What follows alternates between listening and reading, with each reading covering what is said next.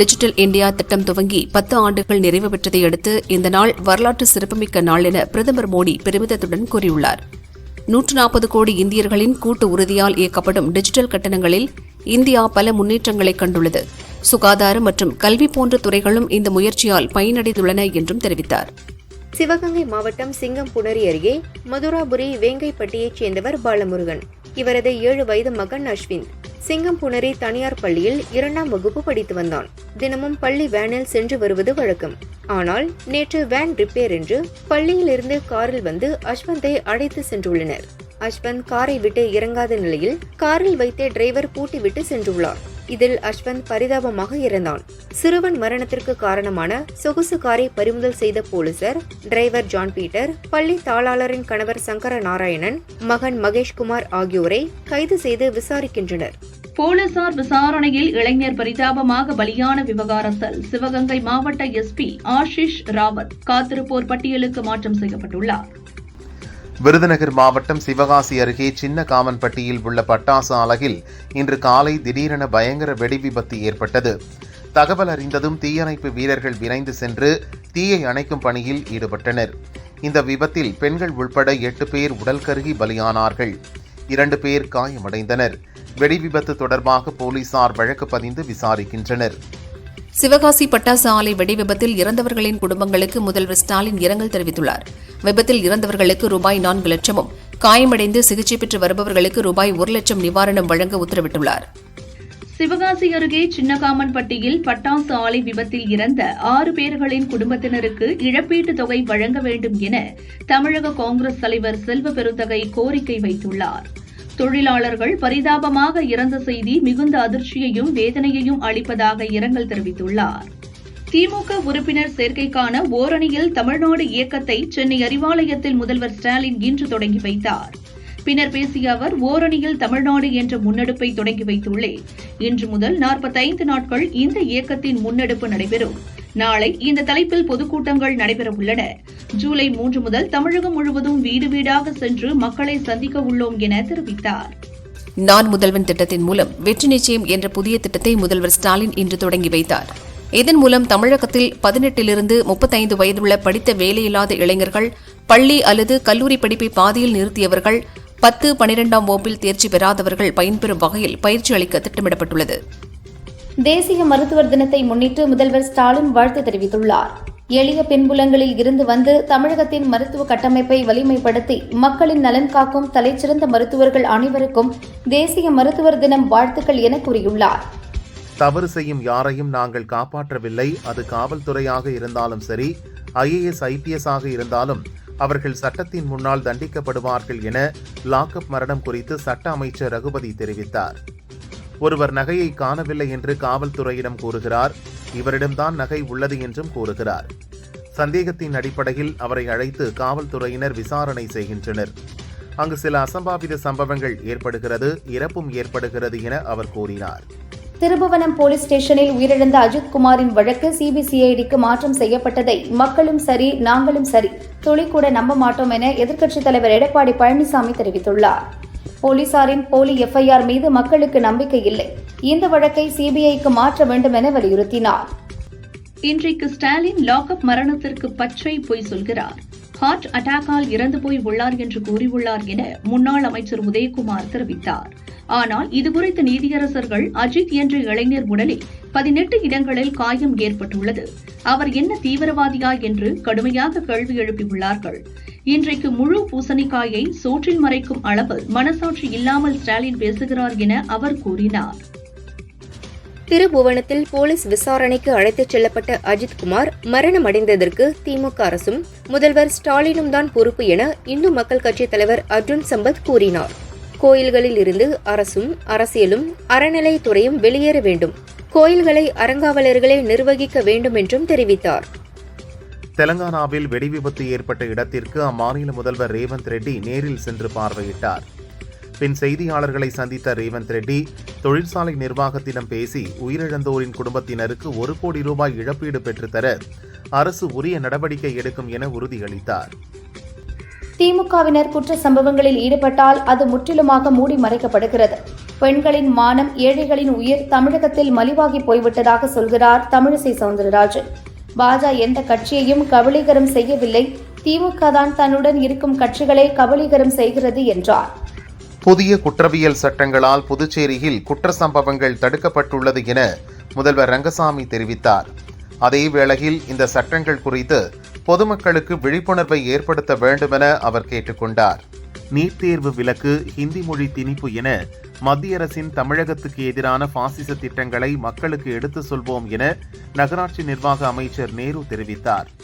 பாரதிய ஜனதா ஆளும் மகாராஷ்டிரா மாநில முதல்வர் கூட ஹிந்தி வேண்டாம், இருமொழி கொள்கை போதும் என கூறியுள்ளார் என அவர் கூறினார். மதுரை மாநகராட்சி வரி விதிப்பு முறைகேட்டில் கைது செய்யப்பட்டுள்ள அதிகாரிகளை காப்பாற்றுவதற்கு ஆளுங்கட்சி நிர்வாகிகள் உதவி செய்கிறார்கள் என முன்னாள் அமைச்சர் செல்லூர் ராஜு குற்றம் சாட்டினார். கம்யூனிஸ்ட் கட்சி நானும் ரவுடிதான் என்று சொல்வது போல பெட்டிஷன் கொடுக்கிறார்கள் என அவர் கூறினார். மத்திய அரசின் மூலமாக வஞ்சிக்கப்படுகிறோம் என மக்களிடம் எடுத்து கூறுவோம் என பள்ளிக்கல்வி அமைச்சர் மகேஷ் தெரிவித்தார். தமிழகத்திற்கு வரவேண்டிய கல்வி நிதி வழங்கப்படவில்லை, ஆர்டிஇ நிதி வழங்கப்படாமல் உள்ளது. இது போன்றவற்றை மக்களிடம் எடுத்து கூறுவோம் என அவர் கூறினார். எதிர்க்கட்சி ஆளும் மாநிலங்களுக்கு உரிய நிதியை மத்திய அரசு ஒதுக்குவதில்லை. மத்திய அரசின் திட்டங்களுக்கு மாநில அரசே நிதி ஒதுக்கீடு செய்கிறது. அரசியல், பண்பாடு, மொழி என அனைத்திலும் மத்திய பாரதிய ஜனதா அரசு நமக்கு எதிராக செயல்படுகிறது என குற்றம் சாட்டி முதல்வர் ஸ்டாலின் பேட்டி அளித்துள்ளார். உத்தரப்பிரதேச முன்னாள் முதல்வர் அகிலேஷ் யாதவுக்கு முதல்வர் ஸ்டாலின் பிறந்தநாள் வாழ்த்து தெரிவித்துள்ளார். விபி சிங் பிறந்த மண்ணில் சமூக நீதி விளக்கை முன்னோக்கி எடுத்துச் செல்ல வாழ்த்துக்கள் என தனது வலைதள பக்கத்தில் ஸ்டாலின் பதிவிட்டுள்ளார். கர்நாடகாவில் இருமொழி கொள்கைத்தான் நடைமுறையில் உள்ளது என அம்மாநில முதல்வர் சித்தராமையா தெரிவித்துள்ளார். கன்னடம், ஆங்கிலம் என்ற இருமொழி கொள்கையைத்தான் கர்நாடகா பின்பற்றுகிறது என்றும் தெரிவித்தார். கவர்னர் ரவி 4 நாள் பயணமாக சென்னையில் இருந்து டெல்லி புறப்பட்டு சென்றார். ஒரே வாரத்தில் 2வது முறையாக டெல்லி செல்கிறார்.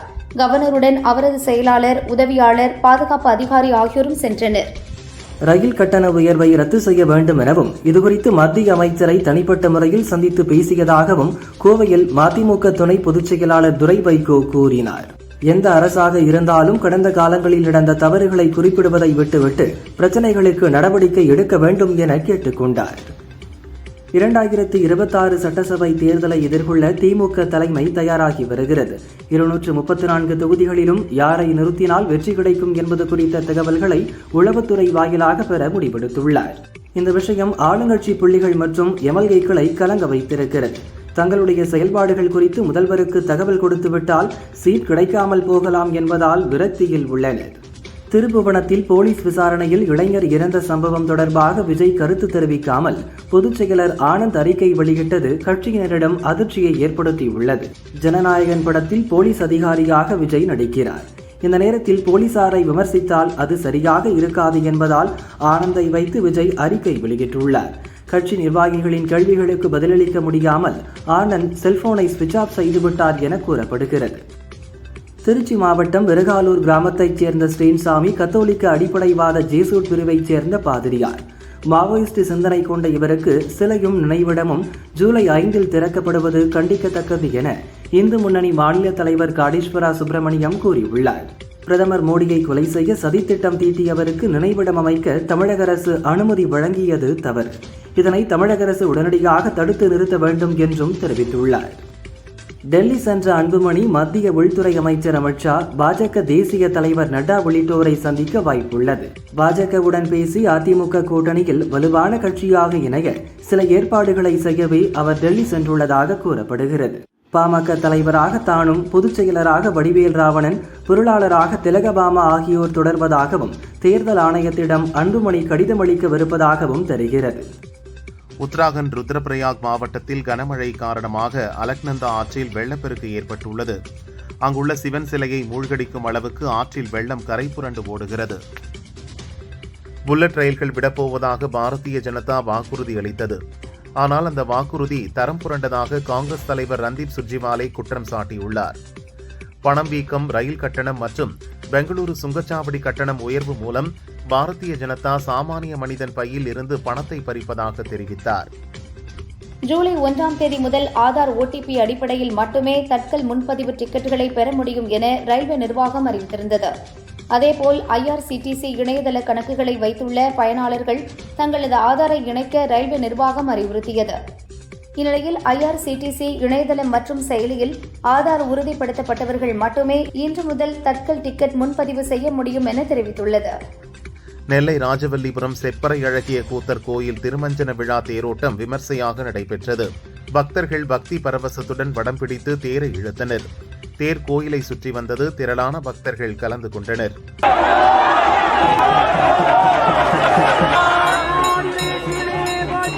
திருச்சி மலைக்கோட்டை தாயுமான சுவாமி கோயிலில் ஆனி திருமஞ்சனத்தை முன்னிட்டு 25 ஆண்டுகளுக்கு பிறகு காவிரி படித்துறையிலிருந்து திருமஞ்சனம் எடுத்து வரும் நிகழ்வு விமர்சையாக நடைபெற்றது. இன்று இரவு நடராஜர் அபிஷேகமும் நாளை காலை திருவீதி உலா வைபவம் நடைபெறவுள்ளது. ஈரோடு மாவட்டம் அந்தியூர் அடுத்த பர்கூர் மலை கிராமத்தில் ஸ்ரீமலை மாதேஸ்வரர் சாமி வகைரா சுவாமிகள் சங்கமிக்க மகா பெரிய குண்டம் திருவிழா வெகு விமர்சையாக நடைபெற்றது. தமிழகம் மற்றும் கர்நாடகாவைச் சேர்ந்த ஆயிரக்கணக்கான பக்தர்கள் திருவிழாவில் கலந்து கொண்டு சாமி தரிசனம் செய்தனர். தஞ்சை பெருவுடையார் கோயிலில் மகா வாராகி அம்மனுக்கு ஆஷாட நவராத்திரி விழா நடந்து வருகிறது. 6ஆம் நாள் விழாவில் மாதுளை முத்துக்களால் வாராகி அம்மனுக்கு சிறப்பு அலங்காரம் செய்யப்பட்டது. திரளான பக்தர்கள் பங்கேற்று சாமி தரிசனம் செய்தனர். சிதம்பரம் நடராஜர் கோவிலில் ஆனி திருமஞ்சனத்தை முன்னிட்டு தேரோட்டம் கோலாகலமாக நடந்தது. முதலில் விநாயகர், அடுத்து முருகன், நடராஜர் தேர்கள் புறப்பட்டன. ஆயிரக்கணக்கான பக்தர்கள் தேரை வடம் பிடித்து இழுத்தனர். 4 வீதிகளிலும் கோலங்கள் போட்டு மாவிளக்கு எடுத்து தேவாரம், திருவாசகம் பாடி நடனமாடி பக்தர்கள் நடராஜரை வழிபட்டனர். தஞ்சாவூர் மாவட்டம் பாபநாசம் தாக்கா தென் சடுக்கையில் உள்ள திரௌபதி அம்மன் கோயிலில் தீமிதி திருவிழா வெகு விமரிசையாக நடந்தது. விரதமிருந்த பக்தர்கள் தீ மிதித்து நேர்த்திக்கடன் செலுத்தினர். பின்னர் திரௌபதி அம்மன் வீதியுலா வந்தார். ஏராளமான பக்தர்கள் அம்மனை வழிபட்டு சென்றனர்.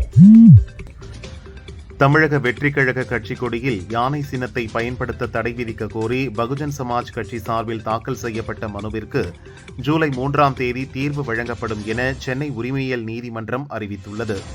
கிருஷ்ணகிரி மாவட்டம் தேன்கனிக்கோட்டை அருகே சாலை விரிவாக்க பணிக்காக பழங்குடியின மக்களின் வீடுகள் இடிக்கப்பட்ட நிலையில் பாதிக்கப்பட்ட மக்கள் பாய், தலையணை மற்றும் பாத்திரங்களுடன் வட்டாட்சியர் அலுவலகத்தில் காத்திருப்பு போராட்டம் நடத்தினர். அவர்களுடன் மார்க்சிஸ்ட் கம்யூனிஸ்ட் கட்சியின் தமிழ்நாடு விவசாயிகள் சங்கத்தைச் சேர்ந்தவர்களும் போராட்டத்தில் பங்கேற்றனர். பழங்குடியினருக்கு வீடுகள் கட்ட பட்டாவுடன் மாற்று நிலங்கள் வழங்க மாவட்ட நிர்வாகமும் தமிழக அரசும் உரிய நடவடிக்கை எடுக்க வேண்டும் என கோரிக்கை விடுத்தனர். திருப்பூர் நெருப்பெரிச்சல் பகுதியில் பாறைக்குடியில் குப்பைகளை கூட்டுவதற்கு எதிர்ப்பு தெரிவித்து அப்பகுதி வியாபாரிகள் கடைகளை அடைத்து போராட்டம் நடத்தினர். இதற்கிடையில் பாறைக்குடியில் குப்பைகளை கொட்ட வந்த லாரியை சிறைப்பிடித்து அப்பகுதி மக்களும் அனைத்து கட்சியினரும் போராட்டத்தில் ஈடுபட்டனர். போராட்டக்காரர்களை போலீசார் கைது செய்ததால் பரபரப்பு ஏற்பட்டது. பரமக்குடி ராமநாதபுரம் 4 வழிச்சாலைக்கு மத்திய அமைச்சரவை கூட்டத்தில் ஒப்புதல் வழங்கப்பட்டுள்ளது. இந்த 4 வழிச்சாலைக்கு ரூபாய் 1853 கோடி ஒதுக்க மத்திய அரசு ஒப்புக்கொண்டுள்ளது. காஞ்சிபுரத்தில் உள்ள சித்திரகுப்த சுவாமி கோயிலுக்கு சொந்தமான தேங்காய், பூ மற்றும் பழம் விற்கும் கடை 30 லட்சம் ரூபாய்க்கு ஏலம் போனது. 2 ஆண்டுக்கு முன்னர் வெறும் 7 லட்சத்திற்கும் சென்ற ஆண்டு 21 லட்சத்துக்கும் ஏலம் போன கடை இந்த ஆண்டு 30 லட்சத்துக்கு ஏலம் போயுள்ளது. வேலூர் சத்துவாச்சாரியில் உள்ள கலெக்டர் ஆபீஸுக்கு தபால் மூலம் வெடிகுண்டு மிரட்டல் வந்தது.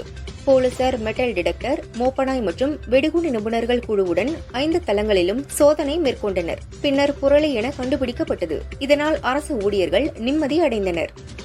2026 சட்டசபை தேர்தலில் அரியலூர் ஜெயங்கொண்டம் சட்டசபை தொகுதிக்கு சுயேட்சையாக போட்டியிட மளிகை கடை உரிமையாளர் வினோத் என்பவர் விரும்புகிறார். அதனால் பழூரில் தனியார் மண்டபத்தில் வைத்து நான் வேட்பாளராக நிற்கலாமா, இல்லை எனது தொழிலை கவனித்துக் கொண்டு செல்லவா என பொதுமக்களிடம் கேட்டார். தமிழகம் முழுவதும் மின்கட்டண உயர்வு அமலுக்கு வந்தது. மின்கட்டண உயர்வால் மீண்டும் தென்னை நார் தொழிற்சாலைகளை மூட வேண்டிய சூழ்நிலை உருவாகியுள்ளதாக தேசிய தென்னை நார் கூட்டமைப்பு தலைவர் கௌதமன் தெரிவித்துள்ளார். மின் கட்டண உயர்வை திரும்ப பெறாவிட்டால் 50% தொழிலாளர்கள் வேலைவாய்ப்பை இழக்க நேரிடும் என்றும் தெரிவித்தார். கோவை மாவட்டம் மேட்டுப்பாளையத்தில் இருந்து ஆதிமாதையனூர் செல்லும் 3ஆம் நம்பர் தனியார் பஸ்ஸில் ஆபத்தை உணராமல் பள்ளி மாணவர்கள் படிக்கட்டில் தொங்கியபடி சென்றதை பார்த்த சக பயணிகள் அதிர்ச்சி அடைந்தனர். டிரைவரும் கண்டக்டரும் மாணவர்களை கண்டிக்காமல் அலட்சியமாக இருந்ததாக மக்கள் குற்றம் சாட்டினர். மாணவர்களின் நலனை கருத்தில் கொண்டு அதிகாரிகள் உரிய நடவடிக்கை எடுக்க வேண்டும் என கோரிக்கை விடுத்தனர். கோவை ரயில் நிலையம் முதல் பிளாட்பார்மில் அமர்ந்திருந்த முதியவர் ஒருவர் நெஞ்சை பிடித்து மயங்கி விழுந்தார். அங்கு கண்காணிப்பு பணியில் இருந்த ரயில்வே போலீசார் 2 முதியவருக்கு CPR முதலுதவி அளித்தனர். இதில் முதியவருக்கு நினைவு திரும்பியது. உடனே ஆம்புலன்ஸ் மூலம் மருத்துவமனைக்கு அனுப்பி வைக்கப்பட்டார். முதலுதவி செய்து முதியவரை காப்பாற்றிய ரயில்வே போலீசார் சதீஷ் மற்றும் ரினிஷுக்கு பாராட்டுகள் குவிந்து வருகிறது. திருச்சி சமயபுரம் நம்பர் 1 டோல்கேட் அருகே திருச்சி சென்னை தேசிய நெடுஞ்சாலையில் கூத்தூர் பாலம் மீது அடுத்தடுத்து லாரி, தனியார் பேருந்து, மினி லாரி என 3 வாகனங்கள் மோதி விபத்துக்குள்ளானது. லாரி டிரைவர் படுகாயமடைந்தார். மற்ற யாருக்கும் பாதிப்பு இல்லை. இதனால் 3 கிலோமீட்டர் தூரத்திற்கு போக்குவரத்து பாதிக்கப்பட்டது. கொள்ளிடம் போலீசார் விசாரிக்கின்றனர். திமுக வெறும் அரசியல் கட்சி அல்ல, சமுதாய போராளி கட்சி. இனம், மானம், மொழி, மரியாதை இவைகளை எல்லாம் கட்டி காக்கின்ற கட்சி என அமைச்சர் துரைமுருகன் கூறினார். 2ஆம் தர மக்களாக நினைத்து மத்திய அரசு நிதி தர மறுக்கிறது. கல்வி உட்பட பல்வேறு நிதியை நிறுத்திவிட்டார்கள் என்றும் சொன்னார். தஞ்சை மாவட்டம் திருநாகேஸ்வரத்தில் உள்ள ராகு பகவான் கோயில் அருகிலும் ஒப்பிலியப்பன் கோயில் அருகிலும் 2 டாஸ்மாக் கடைகள் செயல்பட்டு வருகின்றன. இந்த டாஸ்மாக் கடைகளை அகற்றக் கோரி பொதுமக்களுடன் இணைந்து திமுகவினரும் ஆர்ப்பாட்டத்தில் ஈடுபட்டனர். இந்த கடைகளை அகற்றாவிட்டால் சாலை மறியலில் ஈடுபடுவோம் என திமுக நிர்வாகிகள் கூறினர். தமிழகத்தில் இன்று முதல் 7 நாட்களுக்கு ஓரிரு இடங்களில் மிதமான மழைக்கு வாய்ப்புள்ளதாக சென்னை வானிலை மையம் தகவல் தெரிவித்துள்ளது. தமிழகத்தில் 2 நாட்களுக்கு அதிகபட்ச வெப்பநிலை 2 முதல் 3 டிகிரி செல்சியஸ் வரை அதிகரிக்கக்கூடும். சென்னையில் ஓரிரு இடங்களில் லேசானது முதல் மிதமான மழைக்கு வாய்ப்புள்ளது என்றும், அதேபோல் 100 டிகிரி ஃபாரன்ஹீட் வெயில் சுட்டெரிக்கும் என தெரிவித்துள்ளது. கர்நாடக மாநிலம் தேவேந்திரகிரியில் தேசிய அளவிலான வலுதூக்கும் போட்டி நடைபெற்றது. அதில் தமிழகத்தின் சார்பில் திருச்சியில் இருந்து 4 வீரர் வீராங்கனைகள் கலந்து கொண்டு புதிய தேசிய சாதனை நிகழ்த்தினர். வெற்றி பெற்ற வீரர் வீராங்கனைகள் இன்று திருச்சி ஜங்ஷன் ரயில் நிலையம் வந்தனர். அவர்களுக்கு பயிற்சியாளர் மற்றும் குடும்பத்தினர், விளையாட்டு ஆர்வலர்கள் சால்வை மற்றும் மாலை அணிவித்து சிறப்பான வரவேற்பு அளித்தனர். தமிழ்நாடு அரசு கிராம சுகாதார செவிலியர்கள் மற்றும் தமிழ்நாடு அரசு பொது சுகாதாரத்துறை கூட்டமைப்பினர் இணைந்து ராமநாதபுரம் கலெக்டர் ஆபீஸ் நுழைவாயிலில் பெருந்திரள் முறையீடு ஆர்ப்பாட்டத்தில் ஈடுபட்டனர். இதில் துணை சுகாதார மையங்களில் MLHP பணி நியமனம் செய்வதை கைவிடவும், துணை சுகாதார நிலையங்களில் ஒப்பந்த செவிலியர்கள் தடுப்பூசி பணிகளில் ஈடுபடுத்துவதை கைவிட வேண்டும் உள்ளிட்ட 17 அம்ச கோரிக்கையை வலியுறுத்தினர். பூச்சி மருந்து குடித்து உயிரிழந்த மகளின் வழக்கை திசை திருப்ப முயற்சிகள் நடப்பதால் உரிய விசாரணை நடத்த வேண்டும் என இறந்த ரித்தன்யாவின் பெற்றோர் எதிர்க்கட்சித் தலைவர் எடப்பாடி பழனிசாமியை நேரில் சந்தித்து மனு அளித்தனர். மேலும் இந்த வழக்கை CBCIDக்கு மாற்ற வேண்டும் எனவும் கண்ணீர் மல்க கோரிக்கையும் வைத்தனர். கோவை மாநகராட்சி பள்ளிகளில் பயிலும் 11 மற்றும் 12ஆம் வகுப்பு மாணவ மாணவியர்களுக்கான இலவச நீட் தேர்வு பயிற்சி வகுப்புகள் இன்று துவங்குகிறது. அதற்கான துவக்க விழா சித்தாபுதூர் மாநகராட்சி மேல்நிலைப் பள்ளியில் நடந்தது. இந்த நிகழ்ச்சியில் கலெக்டர் பவன்குமார், மாநகராட்சி கமிஷனர் சிவகுரு பிரபாகரன், MP கணபதி ராஜ்குமார் ஆகியோர் கலந்து கொண்டனர். இந்நிகழ்ச்சியில் மாணவர்களுக்கான இலவச பயிற்சி புத்தகங்கள் வழங்கப்பட்டன. நீலாங்கரை காவல் நிலையத்தில் நீண்ட நாட்களாக உபயோகமற்ற நிலையில் இருந்த சுமார் 10 பைக்குகள் தீயில் கருகி நாசமானது. அக்கம்பக்கத்தினர் தீயணைப்புத் துறையினருக்கு தகவல் அளிக்கவே திருவான்மியூர் தீயணைப்புத் துறையினர் வந்து தீ பரவாமல் தடுத்தனர். பைக்குகள் மீது தீப்பிடித்தது குறித்து ஆய்வு செய்யப்படுகிறது. திருவாரூர் மாவட்டத்தில் விவசாயிகளிடமிருந்து 1 கிலோ பருத்தி 46 ரூபாய்க்கு கொள்முதல் செய்யப்படுகிறது. 1 கிலோ பருத்தியை 100 ரூபாய்க்கு கொள்முதல் செய்ய வேண்டும் என்பதை வலியுறுத்தி முன்னாள் அமைச்சர் காமராஜ் தலைமையில் புதிய ரயில் நிலையம் முன்பு அதிமுகவினர் ஆர்ப்பாட்டத்தில் ஈடுபட்டனர். தமிழகத்தில் இதுவரை இல்லாத அளவிற்கு திமுக ஆட்சியில் விலைவாசி கடுமையாக உயர்ந்துள்ளது. மின் கட்டணத்தை 3 முறை உயர்த்தியுள்ளார்கள் என அதிமுக முன்னாள் அமைச்சர் காமராஜ் குற்றம் சாட்டினார். கன்னியாகுமரி மாவட்டம் கொல்லங்கோடு அருகே கிராத்தூர் சுற்றுவட்டார பகுதிகளில் நேற்று மதியத்திலிருந்து மின்வெட்டு ஏற்பட்டது. நள்ளிரவு வரை மின்சாரம் இல்லாமல் மக்கள் பரிதவித்தனர். தொடர்ந்து மின்வாரி அலுவலகத்திற்கு புகார் அளிக்க சென்றனர். மின்வாரி அலுவலகம் ஆட்கள் யாரும் இன்றி பூட்டி கிடப்பதைக் கண்டு அதிர்ச்சியடைந்தவர்கள் மின்வாரி அலுவலகத்தின் அவல நிலையை ஆதங்கத்துடன் வீடியோ எடுத்து சமூக வலைதளங்களில் வெளியிட்டனர். கன்னியாகுமரி மாவட்டம் மார்த்தாண்டத்தில் உலக மருத்துவ தினத்தினை முன்னிட்டு இந்திய மருத்துவ சங்கம் மார்த்தாண்டம் கிளை சார்பாக போதை விழிப்புணர்வு மாரத்தான் ஓட்டம் நடைபெற்றது. நிகழ்ச்சியை தேசிய மருத்துவ சங்க முன்னாள் தலைவர் விஜயகுமார் கொடியசைத்து துவங்கி வைத்தார்.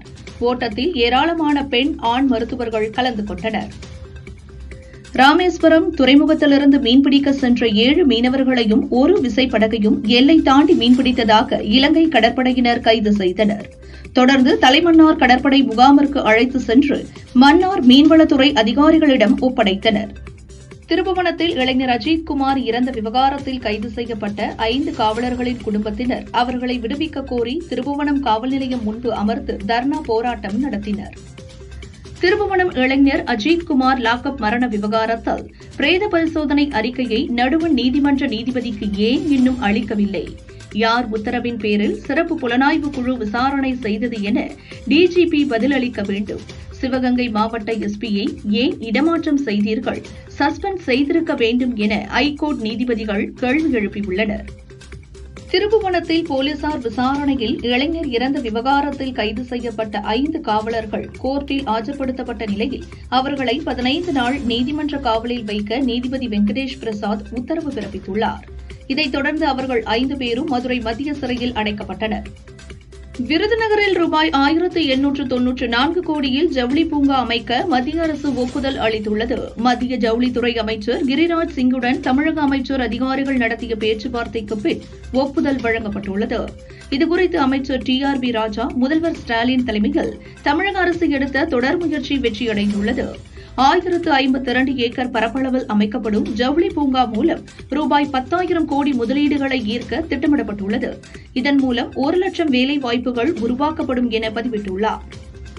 கிருஷ்ணகிரி மாவட்டம் ஊத்தாங்கரையில் மாங்காய்களின் விளைச்சல் அதிகரித்தாலும் உற்பத்திக்கேற்ற விலை கிடைக்காததால் மாங்காய்களை அறுவடை செய்யாமல் மரத்திலேயே விட்டுள்ளனர். இதனால் மாங்காய்கள் மரங்களிலேயே அழுகும் அவலநிலை ஏற்பட்டுள்ளதாக மா விவசாயிகள் வேதனை தெரிவித்துள்ளனர். மா விவசாயிகளின் வாழ்வாதாரத்தை கருத்தில் கொண்டு தமிழக அரசு உடனடியாக தீர்வு காண வேண்டும் எனவும் உரிய நிவாரணம் வழங்க வேண்டும் எனவும் கோரிக்கை விடுத்தனர். அணை பாதுகாப்புக்கான மாநில குழுவை மாற்றியமைத்து தமிழக அரசு உத்தரவிட்டுள்ளது. அணை பாதுகாப்புக்கான மாநில குழுவில் நீர்வளத்துறை தலைமை பொறியாளர் தலைமையில் 14 உறுப்பினர் நியமனம் செய்யப்பட்டுள்ளனர். இக்குழு 3 வருடங்களுக்கு ஒருமுறை மறு சீரமைக்கப்பட வேண்டும் என்பதும் ஆண்டுக்கு 2 முறை கூடி பருவமழை தொடங்கும் முன் கூட்டம் நடத்தும் என்பதும் குறிப்பிடத்தக்கது. தமிழகத்தில் தொழில் நிறுவனங்கள், ஆலைகள், IT நிறுவனங்களுக்கான மின் கட்டணம் இன்று முதல் 1 கிலோவாட் ₹7.25 ₹7.50 உயர்த்தப்பட்டுள்ளது. விவசாயம், கைத்தறி, விசைத்தறி, வழிபாட்டு தலங்கள், தாழ்வழுத்த ஆலைக்கு மின்சார மானியம் தொடரும் என்றும் வீட்டு மின் இணைப்புகள், குடிசை மற்றும் குறுந்தொழில் நுகர்வோர்களுக்கு மின் கட்டண உயர்வு இல்லை என மின் வாரியம் தெரிவித்துள்ளது. 2024-25 அரவை பருவத்திற்கு சர்க்கரை ஆலைகளுக்கு கரும்பு பதிவு செய்து வழங்கிய விவசாயிகளுக்கு சிறப்பு ஊக்கத்தொகை வழங்குவதற்காக ₹297 கோடி வழங்கி அரசாணை வெளியிடப்பட்டுள்ளது. அதன்படி கரும்புக்கு சிறப்பு ஊக்கத்தொகையாக டன் ஒன்றுக்கு ₹349 வழங்க ₹297 கோடி ஒதுக்கீடு செய்யப்பட்டுள்ளது. சிறப்பு ஊக்கத்தொகையால் சுமார் 1,30,000 கரும்பு விவசாயிகள் பயன்பெறுவர் என அமைச்சர் ராஜேந்திரன் தெரிவித்துள்ளார். காவல் நிலையத்தில் இறந்த இளைஞன் அஜித் குமாருக்கு நீதி வழங்க கோரி காஞ்சிபுரத்தில் அதிமுகவினர் ஆர்ப்பாட்டத்தில் ஈடுபட்டனர். பின்னர் பதாகைகளை ஏந்தியபடி ஊர்வலமாக சென்றனர். டெல்லியில் இன்று முதல் காலாவதியான வாகனங்கள் பறிமுதல் செய்யப்படுகிறது. காலாவதியான வாகனங்களுக்கு பெட்ரோல் பங்குகளில் எரிபொருள் வழங்கப்பட மாட்டாது. பழைய பைக்குகளுக்கு 5,000-ம், 4 சக்கர வாகனங்களுக்கு 10,000-ம் அபராதம் விதிக்கப்பட உள்ளது. பூவிருந்தவல்லி அருகே பேனர் வைப்பதில் ஏற்பட்ட தகராறில் தாவேக கட்சியினர் அப்பகுதியைச் சேர்ந்த சிறுவர்களை தாக்கினர். இந்த சம்பவத்தில் காயமடைந்த சிறுவர்கள் மருத்துவமனையில் சேர்க்கப்பட்டனர். ஒகேனக்கல் காவிரி ஆற்றிற்கு வினாடிக்கு 65,000 கனஅடியாக நீர்வரத்து அதிகரித்துள்ள நிலையில் 6வது நாளாக சுற்றுலா பயணிகள் குளிக்கவும் பரிசல் இயக்கவும் போடப்பட்ட தடை நீடிக்கிறது. திருப்பூர் ஆண்டிபாளையம் பகுதியில் செயல்பட்டு வரும் தனியார் சாய சலவை ஆலைக்கு பெயிண்டிங் வேலைக்கு சென்ற நாகலிங்கம் என்பவர் அங்குள்ள சாய கழிவுநீர் தொட்டியில் எதிர்பாராத விதமாக தவறி விழுந்துள்ளார். இதனால் மூச்சு திணறல் ஏற்பட்டு இறந்தார். தகவல் அறிந்து விரைந்து வந்த தீயணைப்பு துறையினர் நாகலிங்கத்தின் உடலை மீட்டு மருத்துவமனைக்கு அனுப்பினர். திருப்பூர் மத்திய போலீசார் வழக்கு பதிவு செய்து விசாரணை நடத்துகின்றனர். சென்னையில் இன்று ஆபரண தங்கத்தின் விலை சவரனுக்கு ₹840 உயர்ந்து 1 சவரன் ₹72,160 விற்பனையாகிறது. 1 கிராம் ₹9,020 விற்கப்படுகிறது. வெள்ளி விலையும் உயர்ந்துள்ளது. கிராமுக்கு ₹1 உயர்ந்து 1 கிராம் வெள்ளி ₹120 விற்பனை செய்யப்படுகிறது. பொன்னேரி அருகே திருமணமான 4வது நாளில் வரதட்சணை கொடுமையால் இளம்பெண் தூக்கிட்டு உயிரை மாய்த்துக் கொண்ட சம்பவம் பெரும் அதிர்ச்சியை ஏற்படுத்தியுள்ளது. 1 சவரன் நகைக்காக கணவர் குடும்பத்தினர் கொடுமைப்படுத்தியதாக புகார் எழுந்துள்ளது. திருச்சி முசிறி அருகே மங்களத்தில் இடப்பிரச்சனையில் தந்தை மகன் சேர்ந்து உறவினரின் மகனை கத்தியால் குத்தி கொலை செய்தனர். ஜம்புநாதபுரம் போலீசார் உடலை மீட்டு இருவரையும் கைது செய்து விசாரித்து வருகின்றனர்.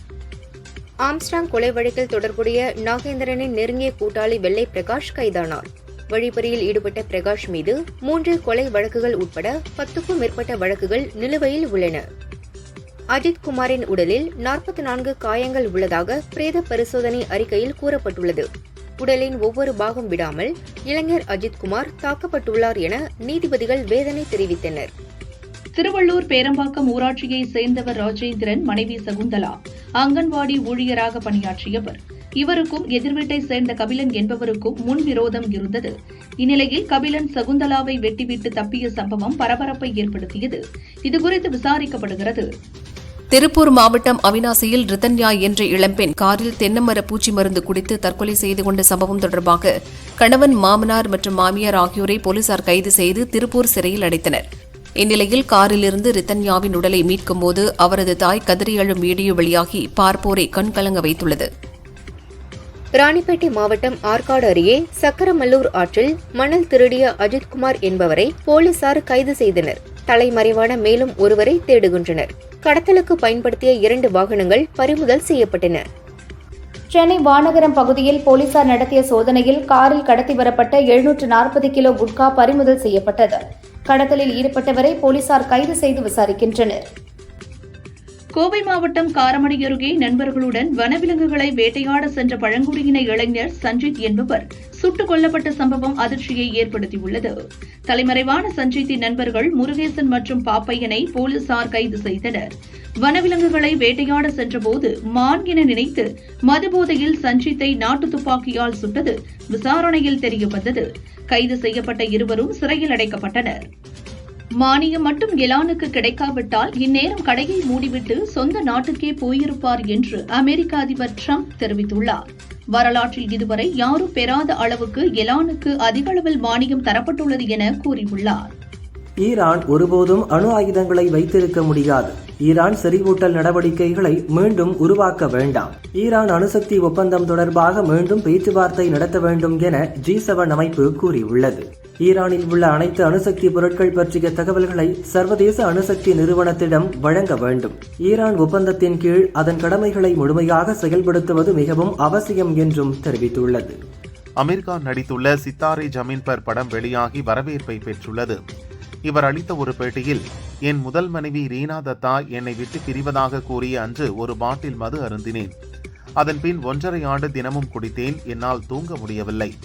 அதிக மதுவால் சுயநினைவை இழந்தேன். என்னை நானே உயிரை மாய்த்துக் கொள்ள முயற்சி செய்தேன் என்று கூறியுள்ளார். ரீனாவை பிரிந்த பின் கிரண் ராவை திருமணம் செய்த அமீர்கான் 16 ஆண்டுகளுக்கு பின் 2021 இவரையும் பிரிந்தார். இப்போது தனது தோழி கௌரி ஷிண்டேவுடன் நெருக்கமாக உள்ளார். ராஞ்சனா, அட்ராங்கிரே ஆகிய படங்களை தொடர்ந்து ஹிந்தியில் இயக்குனர் ஆனந்த் எல் ராய், நடிகர் தனுஷ், இசையமைப்பாளர் AR ரஹ்மான் கூட்டணியில் உருவாகி வரும் படம் தேரே இஸ்க் மே. நாயகியாக கீர்த்தி சனோன் நடிக்கிறார். தில்லி, பனாரஸ் உள்ளிட்ட பகுதிகளில் பல்வேறு கட்டங்களாக படப்பிடிப்பு நடந்த நிலையில் இப்போது நிறைவடைந்ததாக தனுஷ் தெரிவித்துள்ளார். காதல் கதையில் இப்படம் உருவாகியுள்ளது. சந்தீப் ரெட்டி வங்கா இயக்கத்தில் ரன்பீர் கபூர், ராஷ்மிகா நடிப்பில் கடந்த ஆண்டு வெளியான ஹிந்தி படம் அனிமல். வன்முறை, ஆபாசம் நிறைந்த இப்படம் கடும் விமர்சனங்களை சந்தித்த போதும் 900 கோடி வசூலித்து ஆச்சரியம் தந்தது. இப்படம் மீதான விமர்சனம் பற்றி ராஷ்மிகா சமீபத்தில் அளித்த ஒரு பேட்டியில் கூறும்போது, அனிமல் படத்தை பாருங்கள் என யாரும் கட்டாயப்படுத்தவில்லை. பிடிக்கவில்லை என்றால் பார்க்காதீர்கள். எல்லா மனிதருக்குள்ளும் இன்னொரு முகம் உள்ளது. அதன் வெளிப்பாடுதான் அனிமல். இதை பலரும் கொண்டாடியதால் நன்றாக வசூலித்தது. படத்தை படமா பாருங்க. அதில் வரும் கதாபாத்திரத்தோடு நடிப்பவர்களை இணைத்து பார்க்காதீங்க. படங்களில் நாங்கள் நடிப்பது வேறு, நிஜ கேரக்டர் வேறு என்கிறார். நடன இயக்குனர், நடிகர், இயக்குனர் என பன்முக திறமை கொண்டவர் பிரபுதேவா. தமிழ், தெலுங்கு, ஹிந்தி ஆகிய மொழிகளில் படங்களும் இயக்கியுள்ளார். தெலுங்கில் கடைசியாக 2007 சிரஞ்சீவியை வைத்து ஷங்கர் தாதா ஜிந்தாபாத் படத்தை இயக்கினார்.